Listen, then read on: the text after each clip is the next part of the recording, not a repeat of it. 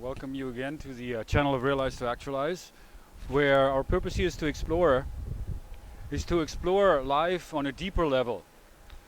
And so, what this symbolizes to me, I just came across this the other day, and I think it's quite fascinating.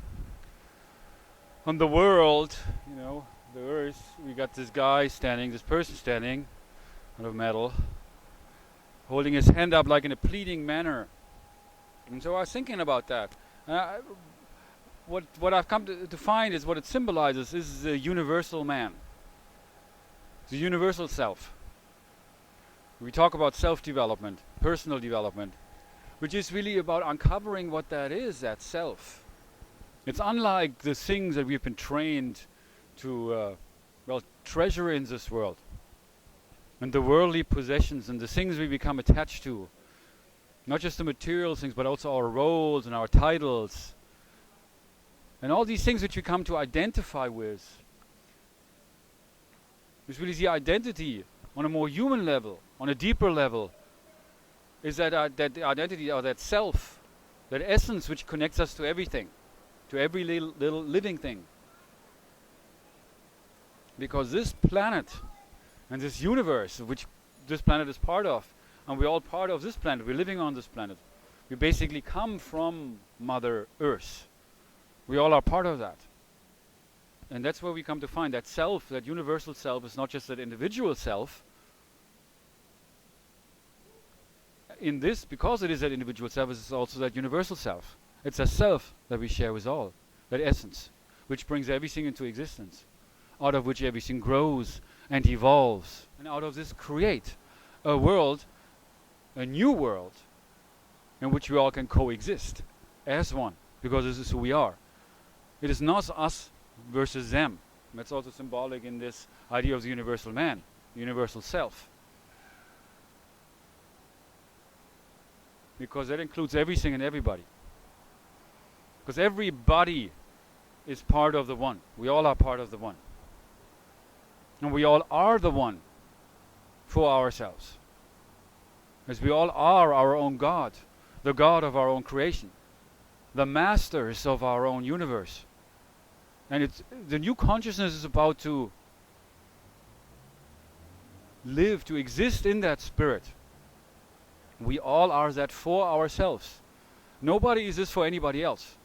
Which is why the idea of leadership, looking for those to lead us, and to worship ideals outside of us, is just keeping us from looking within and realizing our true power, which is not the power over others, the power to control,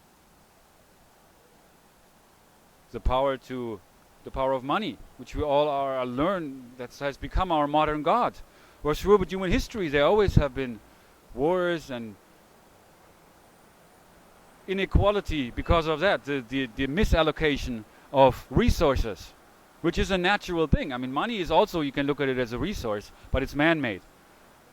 If you're talking about the resources of this planet, which we human beings have been taking, and we also have been using each other as a resource to just produce more and to consume more, while there is and always has been inequality. And so the new movement now, which in a way always throughout human history there have been these movements to go against that, to fight against that. There always was social unrest, because there always was inequality. And the masses have been enslaved. So the new consciousness is about breaking through that and realizing our freedom and reclaiming our freedom. And that is a very, very personal thing. So it is not about the revolution and trying to fight that injustice and the things that have corrupted us or enslaved us. The new consciousness is about waking up and to realize that you share that universal self. As you first as you find your real self, your true identity, your creativity, your essence, which is love. And that is, it's challenging to uncover that because there are all these layers of fear, which we all learned about fear in this world. And the things we are attached to, we are afraid to lose them. But ultimately it's about that, to let go and let God. From within yourself to lead you, to guide you, Because that's the voice within yourself. That's your sense of reason within yourself, and your sense of love and caring and joy and happiness. These are all natural qualities. And so it is about finding that from within yourself in order to consciously create yourself based upon that awareness, and to basically be who you want to be in this world.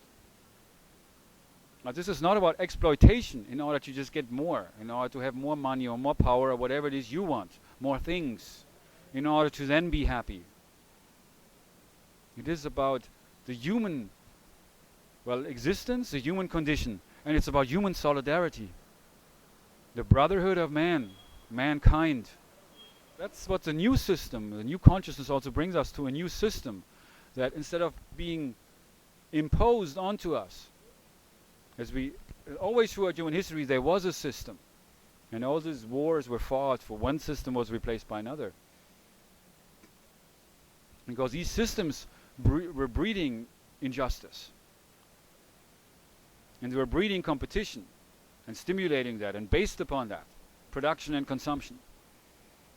And people were used like machines throughout human history to fulfill their function. But the new consciousness guides us to develop a system that grows from within. That is a result of human collaboration and synergy. And that includes everyone.